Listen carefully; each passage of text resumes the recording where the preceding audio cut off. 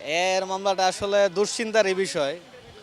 কারণ আগে যে ব্যাপারটা ছিল, মানে রাস্তাঘাটে চলাফেরার ক্ষেত্রে অনেক সময় ভুল ত্রুটি হয়ে যায় অ্যাক্সিডেন্টলি।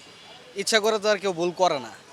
তো এখন দেখা গেছে আগের যে ব্যাপারটা সেটা আমরা কোনোভাবে না কোনোভাবে মানে একটা পাইতাম আর কি, ছাড় পায়ে যেতাম। কিন্তু এখন তো হচ্ছে ভিডিওতে মামলাটা হয়ে যায়। তো এটা হচ্ছে মানে সতর্কভাবে একটু বেশি সতর্ক থাকতে হয় আমাদের, এটাই হচ্ছে ব্যাপার। কিন্তু দেখা যায় যে আসলে একটু দীর্ঘ জ্যাম থাকলে মোটরসাইকেলগুলো আসলে ফুটপাতের উপরে উঠে যায়। এটা আসলে মানে আমার ব্যক্তিগত মতামত যদি বলি, এটা আসলে জিনিসটা ঠিক না। রুলস ব্রেক করাটা উচিত না। তারপরও দেখা গেছে যে একটা ব্যাপার আছে যে অনেক সময় অফিস আওয়ার থাকে অনেকের, দেখা গেছে ওইখানে আপনার মানে 2-4-5 মিনিট কম বেশি হইলে ফাইন হয়ে যায়। সেই ক্ষেত্রে অনেকে হচ্ছে যে বাধ্য। একদিকে সুফল আছে, একদিকে কুফল আছে। সুফলটা কি?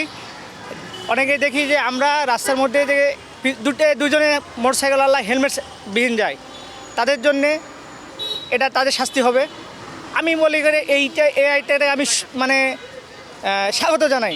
কেন স্বাগত জানাই? এতে মানে আইন শৃঙ্খলাটা অনেকটা আসবে, গতিশীল আসবে। এবং এই যে আমাদের ট্রাফিক আইনটা ভাঙা যে প্রবণতা, এটা অনেকটা কমে যাবে। আর সরকারের আরেকটা উচিত, সেটা হলো যে অটোরিকশাকে লাইসেন্স করে দেওয়া, মানে নাম্বার প্লেট দেওয়া। তারা যে উল্টাপাল্টা চালায়, যে অ্যাক্সিডেন্টগুলো করায়, এটা থেকে তারাও যেন মামলার আওতায় আসে। তাহলে এই সুফলটা সবাই পাবে এবং রাস্তার যে শৃঙ্খলা সেটা ঠিক হয়ে যাবে। ভাই রাস্তায় তো ঢাকা শহরে ভাই বুঝেন তো, জ্যাম মানে তো মনে করেন অস্থিরতার একটা বিষয় আছে। আর এই যে উল্টাপাল্টা চালানো, ফুটপাত দিয়ে ওঠা, এগুলো ভাই নিয়ন্ত্রণে আসবে। আমি এটাকে সাধুবাদ জানাই ভাই।